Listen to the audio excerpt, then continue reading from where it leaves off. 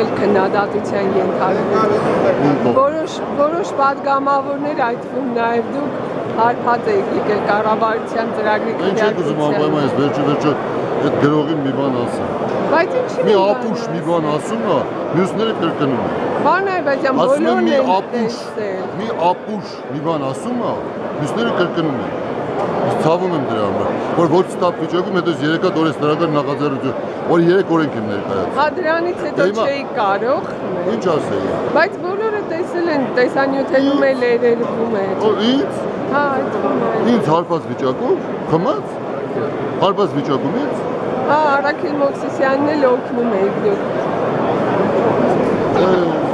Դա տեսել են, հիմա ես խնդրում եմ ասեք ու հրապարակի։ Հրապարակիկ որ հասա, տենց ասում է, դա որևէ